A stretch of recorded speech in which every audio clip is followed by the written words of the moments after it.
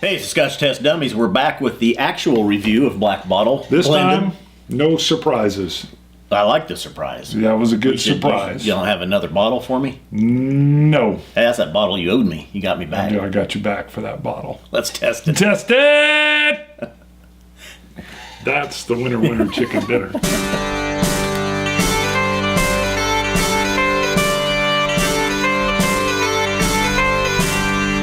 All right, we're back in. So, the contest continues.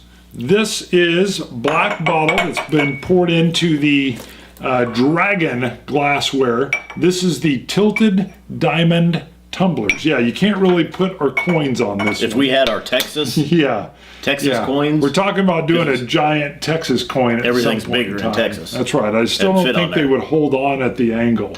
No. Right. But these are the 12-ounce aerating Dragon glass, the hatched and handmade collection.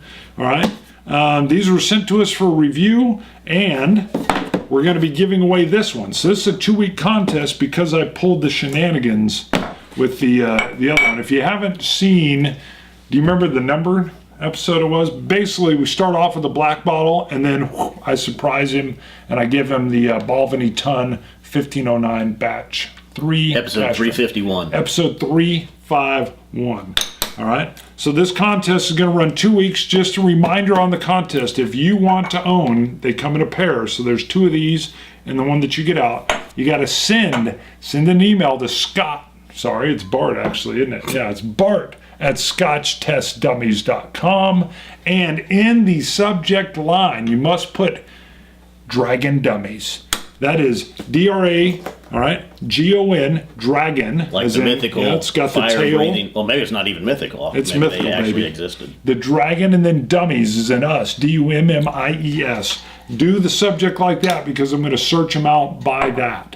All right, so I won't find it if you put like Dragon Dummy, or if you put Dragging Dummies, No. I wouldn't get it. So you're going to have to be precise there if you want a chance to win.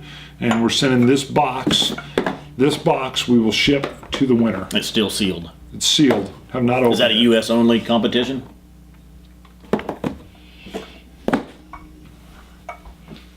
Probably. So Should you're we- talking $20 to ship it international. Let's just send it worldwide, baby.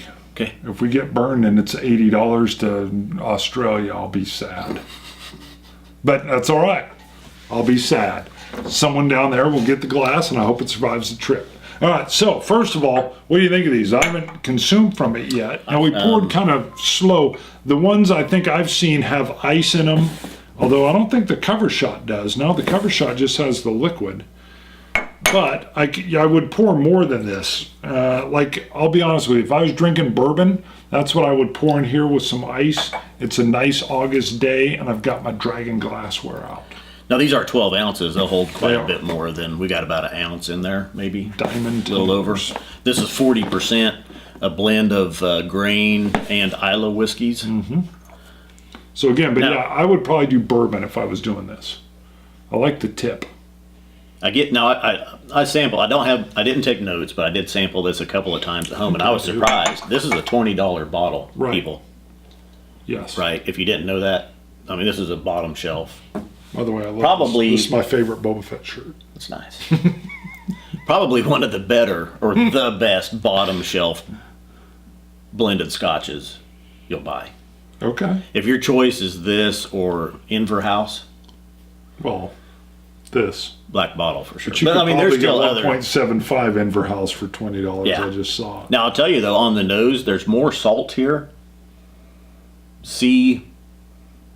Seaside, kind of mossy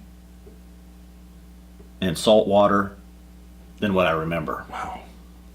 A year ago, well, Yeah. August of last year, I tried this. All right. Now, I'm going to guess by the color, it's got some color added. Probably. I'm almost positive. Yeah, especially if it's mainly Isla whiskeys, Right. which are younger, Younger. and peated. I do get a little soot on the nose, Not much though. There's not a lot of No. peat on the nose. but a tad. It's more that It's not like a peat smoke. It's more like a sooty kind Yeah, of okay. smoke. There's just more of the seaside type smell. Yeah, maybe a little brine too. Yeah. So, yeah, I would definitely say there's color additive in there. Wow, this almost wants to slip out of my hand. For a $20 bottle, I doubt it's aged too long. Now, there's a lot of sweetness in there. A lot of honey. Citrus sweetness. Almost like a lime or a lemon, lighter citrus zest. Right. I would say the lime.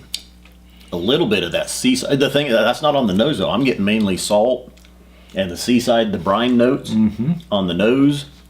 Palate, much more sweetness and very little And I believe brine and salt. that is, I believe, is that grain, that nicer grain alcohol in the finish, where you get the sweet, softer note. Which used to be your blenders would use the grain whiskeys to tame down the harshness of the other whiskeys. Grain whiskeys are smoother, they're lighter. You know, you have a harsh whiskey, you add some grain to it, Strong whiskey. makes it more palatable.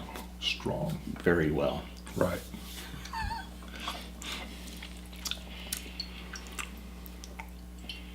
I do get, and here I have that I get a bit of a bitter finish on here. And it does turn astringent and dry.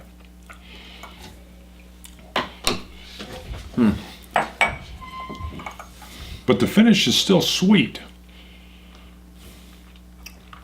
But it's weird, it's got that dry wine kind of on my cheek. It almost does, when you say wine, dry wine, it almost does seem like it has a little bit of a cask finishing. I mean, it almost feels a little sherry. I don't know that it is. Very, very slight. I mean, just because the sweetness at the same time is a little darker. I don't think It's has any surprising finish. in there. Yeah, I know. Right. But it almost feels it. I mean, Okay. it's got to be one of the better or the best $20 bottle or under out there. Do you remember what it was? Because I think this is $18, $19, or $20, maybe $22. Before. Yeah, it was not expensive. And I've even heard of some people, well, I mean they'll use this when they're making certain cocktails or whatever, I've heard. I had somebody tell me they thought it was super strong, and I don't get that at all. It's much more smooth. I can remember at the house the first time I had it, my wife had poured it for me and she wouldn't tell me what it was. I was doing something and she brought me a little glass of scotch. And I was like, well, thanks. Yes. Yeah. And so I was like, that's pretty good. And I was like, where'd you get it from? She was like, upstairs. So I was trying to remember what bottles I had upstairs and I was going through them and I was like, I cannot place, I don't know what it is. It's pretty decent. It's pretty good. And when she told me it was the black bottle, I was like, wow. Right. Now this is the newer bottling as well. They used to have, well, I think originally years ago it was the black bottle, it was a black glass. Then more recently they went to a green glass bottle. And now they're back. But yeah, now they're back Well, to it the should be. black If bottle. it's called black bottle, Makes the bottle sense. should be black. Yeah. I will admit, feel how much is gone. I started going to this. I had it. Oh, did you? Yeah, we haven't reviewed it for a while, and there was one night where I thought, you know what? I don't want to. I just wanted to go back to something, and I hadn't had this in a while, and it was a little savory for a grain whiskey. I was like, oh, isn't this nice? And I didn't. Whatever the reason, it was a warmer day. I didn't want to do a bourbon. And I reached for that because I thought, okay, the grain should have a slightly sweeter finish. And it was extremely pleasant, warm weather dram. And it has just a touch of that sooty smokiness in there, but you're right, the brine is there. The sweet, sugary finish of the grain alcohol. There's not too much information on here about what is in it. I mean, online we saw there was, I think they said 7 Isla distilleries was used to make it, and then grain whiskeys were added to it. So, scoring it? Let me see if I put one down in here. I did not.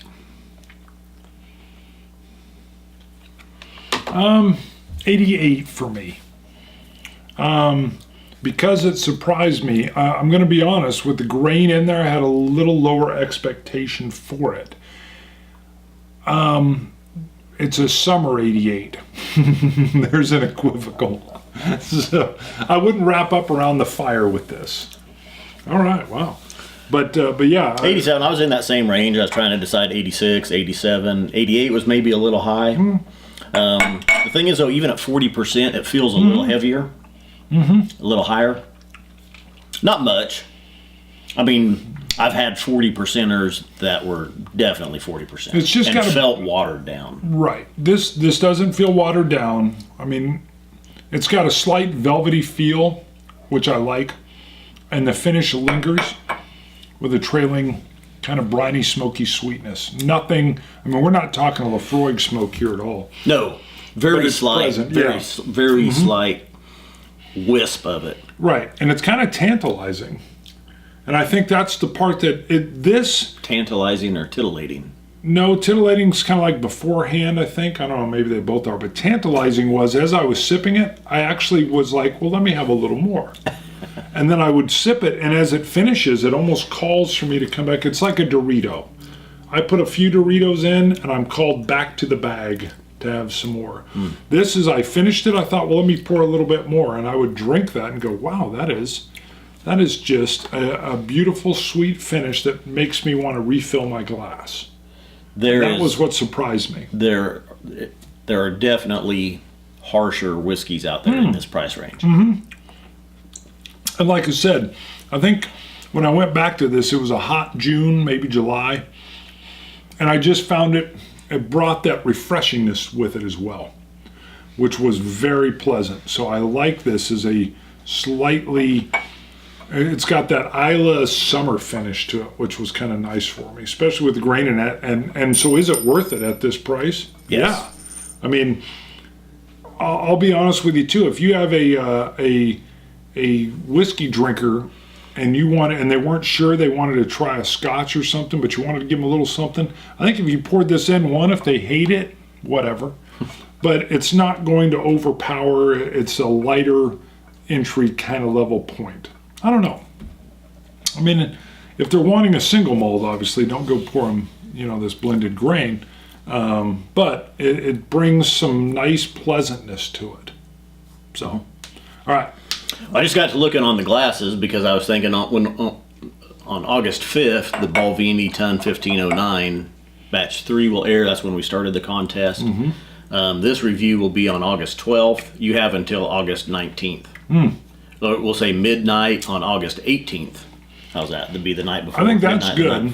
And let me also mention 2017. We have to do our Scotch God shout out, which we forgot. Right. We forgot. Skipped right Normally past that's it. in the opening. So let's make it quick, because then we also got to do our Traveling Dummy. We'll do the Traveling Dummies. Going back to the Eagle Rare 10-year-old bourbon review. I'm not sure what number it is. It's older. It's been posted for a while. But recently, we get comments that continue to come in. John Mudd commented. He said, the guy in the black shirt is a dipshit. Annoying as F. But he actually said all this. Yes. So he calls it you're a dipshit, and then a SHI, and you're an annoying F. But how do you know the black shirt was me? What if you were wearing a black? Yeah, I had to look to see who he was talking about. Because it could have been you. No, I had on the infamous lime green Green Lantern shirt. Oh, you're wearing the Green Lantern, so there's no doubt. It's not like it was a shade of gray. So it was me. I was a dip. And you're annoying as an F. annoying F. So I replied to John and I said, Scott, the one in the green shirt, agrees. Making sure. Yeah, you agreed. You agreed. You are. What was I doing that was so annoying? F. I don't have any. I didn't watch it. I don't know. So first of all, please binge watch. All right, we've got by now over 350 episodes. They're all still up. We get better as we go because we're on a whiskey quest. This is like Lord of the Rings and Hobbit combined, and we're meeting awesome people along the way that join our merry band. Did I just make us also Robin Hood? I think I did. We've got a merry band. Yes. Merry band, yes. All right, but I mean, quite honestly, look at the folks. We got a whiskey scout. Come on. All right, we've got... He travels the lands. He travels the land. He's like a free roamer. All right, then we've got an indigenous person from the land of Scotch. Okay, who is like what would they be? They would be like a connector of people. He's kind of like the elf. Yeah, no. They speak multiple language, and everyone likes them, and they could sell almost anything. Oh. Maybe a bard. Oh. A singer? No, Preble's the singer. Cousin Shane. I mean, but think of him. He came in skill sets. Just come in. Traveling Don't you dummies. feel like we're Hashtag traveling dummies. Don't you feel like we're gathering a band, though? A merry band? Yes. Yeah. I mean, it's just I don't know awesome. that I had thought merry band. Yeah, that's more Robin Hood, maybe. All right, so our traveling dummy, our virtual traveling dummies. Hashtag traveling dummies. Traveling dummies. With Please. the coin, and this coin was from the 12 Hours of Boom. Both me and you It's have initialed signed it. Jason Johnson. Johnston. Johnston. It's got the T. Johnston. Sorry, I've got a. But you had a little bit of background on where this was at the Savannah. He is touring the Savannah, which was, I believe, a merchant marine vessel, and it's the very first merchant marine vessel that had a nuclear. It still has a nuclear reactor without the rods in it now, so you can tour it. And Eisenhower, I believe it was Eisenhower, if I remember right. I looked at this a while back. This is basically christened as nuclear peaceful, that this vessel could travel. It wasn't a warship, it's a maritime vessel, a merchant marine vessel delivering cargo and goods, and it was a nuclear vessel. So he's got some great pictures. He's got the nuclear reactor sign that I believe you're looking at now with the dummies on there. And I've always said the dummies have a little bit of a nuclear reactor. I know it's the actual crash test dummy symbol, but it always looks very close to that nuclear reactor symbol. And he looks extremely excited. By the way, he's a ham radio operator, right? Is he a ham radio, or does he have a blog? No, he's ham radio. Shortwave radio. He was radio. excited about being able to broadcast across the world. I love because they that. got to Well, get they're on. always I think he got to get on the radio in the ship. That is beautiful. That would be fun because. And he's got his call sign in the one picture. You can see his name tag Does. W3AAX. Ooh. So he's maybe even gave a dummy shout out worldwide. Ooh, ham radio. Yeah. That's nice. But I love that idea. I did a little bit. He had some great shots of the ship that were really cool. So, and he got close to obviously the reactor. Again, coin 53. 54. All right. And anything else in wrap up? Nope. Scotch it, you Scotch gods. Cilantro. Dummies.